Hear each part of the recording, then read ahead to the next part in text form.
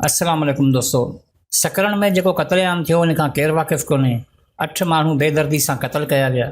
वाक़िए खां पोइ उर्दू मीडिया ते हेडलाइंस हलनि थियूं त रेंजर्स और पुलिस की कार्रवाई में 8 दहशतगर्द हलाक हो गए। जॾहिं त निगरान घरू वज़ीर जो बयानु आहे त ख़ुदकुश बमबार जे इतला मिलण ते रेंजर्स ऐं पुलिस गॾियल ऑपरेशन शुरू कयो। मौक़िफ़ त इन्हनि जो बि सही आहे। हाणे ज़ाहिर आहे जिते ख़ुदकुश बमबार जा इतला मिलंदा उते फोर्स के गुलनि जा हार खणी त कोन वेंदी, ऑपरेशन ही कंदी। जेको इन्हनि कयो, असीं ईअं कोन था चऊं त तव्हांखे इतला कोन मिलियो या तव्हां ऑपरेशन छो कयो। ॾोहारियुनि ख़िलाफ़ कार्रवाई करण लाइ त तव्हांखे पघार ॾिनी वञे थी। जेकॾहिं इहो बि कोन कंदा पोइ छा वलीमन में दौर शहनाइयूं वॼाईंदा? पर असांखे सिर्फ़ु इहो पुछणो आहे त उहो ख़ुदकुश बमबार जंहिंजो तव्हांखे इतला मिलियो उहो किथे आहे ऐं इहो कहिड़े क़ानून में लिखियलु आहे त तव्हां हिकु ॾोहारी जे इतला ते 8 बेगुनाह माण्हू क़त्ल करे छॾियो। चलो मञोसीं जेकी ऑपरेशन में क़त्ल थिया उहे ॾोहारी हुआ, पर सवाल इहो आहे छा उन्हनि जा ॾोह एॾा के ख़तरनाक हुआ जो तव्हां उन्हनि खे गिरफ़्तार करे अदालत में पेश करण बजाए संदनी ॻोठ में गिड़ी क़त्ल करे आया। जॾहिं त क़त्ल थींदड़ 8 ॼणनि मां कंहिं हिक ते बि थाणे ते को केस ई दाख़िल न आहे। ॿी ॻाल्हि, 8 नामी गिरामी ॾोहारी जिन्हनि ते गोॾी जो ऑर्डर हो, तव्हां उन्हनि खे मारे ईअं हलिया आया ऐं तव्हांजो हिकिड़ो अहलकार बि ज़ख़्मी कोन थियो। तव्हां शायदि नवां भर्ती थिया आहियो। पुछो पंहिंजे सीनियर्स खां त सिंध में जेकी सचा धाड़ेल हुआ तव्हांजे कानून मुताबिक़ ॾोहारी हुआ, उन्हनि जो हिकिड़ो माण्हू मारण लाइ तव्हांजे घणनि अहलकारनि खे ज़िंदगी तां हथु धोइणो पवंदो। मुक़ाबिलो जॾहिं हक़ीक़ी ॾोहारियुनि सां थींदो आहे तॾहिं ख़बर पवंदी आहे त ऑपरेशन हूंदो छा आहे। ॾोहारी परू चांडियो हो, फुलमाची हो, जिन्हनि जे नालनि सां अवांजी फोर्स जो टंगूं रफंदियूं हुयूं। यकीन न आहे त रिकॉर्ड खोले ॾिसो, पुलिस खे उन्हनि जे इलाइक़े जे आस पास खां गश्त करण लाइ बि उन्हनि जी इजाज़त वठणी पवंदी हुई। तव्हांखे छा थो लॻे जेको ॾोहारी हूंदो ईअं माठ कयो वेठो हूंदो त तव्हां अचो उन्हनि जे साम्हूं बीह उन्हनि खे गोलियूं हणी क़त्ल करे हलिया वञो? जेकॾहिं इहे 8 ॾोहारी हुजनि हा त तव्हांजा 16 अहलकार मारे पोइ मरनि हा। न हथियार दरामद थिया, न ख़ुदकुशी जैकेट मिली। इहे कहिड़ा ॾोहारी हुआ जेके एॾा अशराफ हुआ? उर्दू मीडिया चवे थी दहशतगर्द हुआ, पर इन्हनि कहिड़ी दहशतगर्दी कई आहे मीडिया खे बि ख़बर न आहे। न इन्हनि बम धमाका कया, न रियासी इदारनि खे को नुक़सानु पहुचायो, न हसास इदारनि खे टारगेट कयो, न वरी कंहिं वॾी वारदात में शामिल हुआ। पोइ बि मीडिया जी नज़र में दहशतगर्द हुआ। मीडिया जो त ॾोह ई कोन्हे को उहा वंगार वहण जी आदी आहे। दहशतगर्दनि सां मुक़ाबिलो करण जी छा अवाम में सघ आहे? तालिबाननि जो सिर्फ़ु हिकिड़ो धोड़ो उत्तर वज़ीरस्तान में मौजूदु हो, जिन्हनि जो मुक़ाबिलो करण लाइ रियासत वटि वसीला ई कोन हुआ। अमेरिका जी मदद सां ऑपरेशन कया विया, तॾहिं वञी कंट्रोल में आया।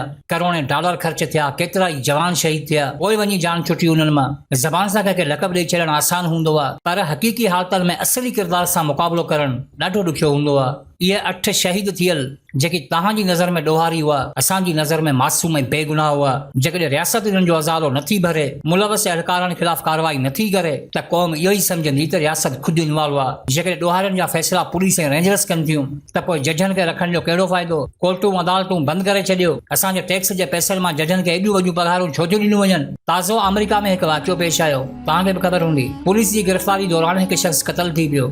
हालांकि मौत जो सबबु हार्ट अटैक ॿुधायो वियो, पर पुलिस जे अमल दौरान इहो हादसो पेश आयो त ॾोहारी पुलिस खे सम्झो वियो। सिर्फ़ु उन हिकिड़े शख़्स जे करे पूरो अमेरिका थरथले में अची वियो। अवाम रोडनि ते निकिरी आई, सॼे मुल्क में ट्रैफिक जाम थी वियो। ख़ैर पुलिस अहलकारनि ते केस दाख़िल थियो ऐं कानून मुताबिक़ कार्रवाई कई वई। ट्रंप जे दौर में इहो वाक़ियो पेश आयो ऐं ट्रंप जे वञण खां पोइ जॾहिं बाइडेन सदारती कुर्सी संभाली त उन क़त्ल थींदड़ शख़्स जी नंढड़ी मासूम धीउ खां सरेआम माफ़ी वरिती त अमेरिका तव्हांजो ॾोहारी आहे ऐं माफ़ी जो तलबगार आहे।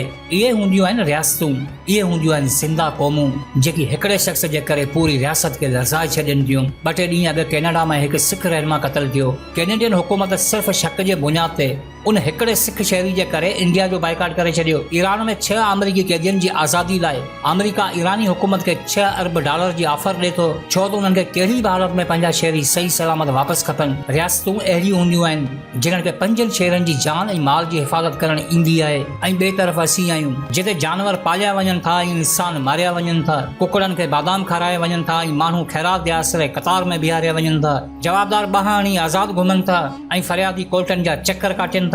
पढ़ियल लिखियल नौजवान रेडियन ते सब्जियूं विकिणनि था ऐं अनपढ़ सिफारशी ऐं नाअहल माण्हू इदारनि में आला पोस्टनि जा मज़ा वठनि था। पुलिस रेंजर्स खे पघारूं इन करे ॾिनियूं वञनि थियूं जी माण्हुनि जी हिफ़ाज़त करे सघनि ऐं माण्हू उन्हनि खां ई ख़ौफ़ज़दा आहिनि त किथे मारे न छॾनि। अमीरनि जी औलाद रत टेस्ट करण लाइ बि लंडन वञे थी ऐं ग़रीबनि खे रत जी बोतल चाढ़ण लाइ बि जदोजहद करणी पवे थी। आम माण्हुनि जा ॿार जिन्हनि स्कूलनि में पढ़नि था उते पढ़ाई कोन्हे ऐं जिते अमीरनि जा ॿार पढ़नि था उते पहुच कोन्हे।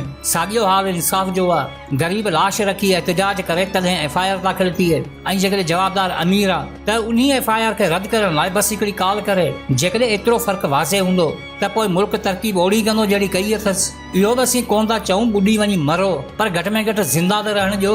हिन रियासत जा शहरी सिर्फ़ु पंजाबी ऐं पठान आहिनि जेकी भले रेड ज़ोन में दाख़िल थी वञनि, पर का कार्रवाई नथी थिए। बाक़ी सिंधी या बलोचनि मां को हक़ जी ॻाल्हि करे त उन खां वॾो गद्दार ॿियो केरु कोन्हे। हीअ रियासत नाहे तव्हांजी जागीर आहे जंहिंमें असांजी हैसियत ज़र ख़रीद गुलामनि जहिड़ी आहे। तव्हां मालिक आहियो, जी मर्ज़ी ईअं कयो। शक जे बुनियाद ते 8-8, 10-10 माण्हू मारे छॾियो, केरु पुछण वारो कोन्हे।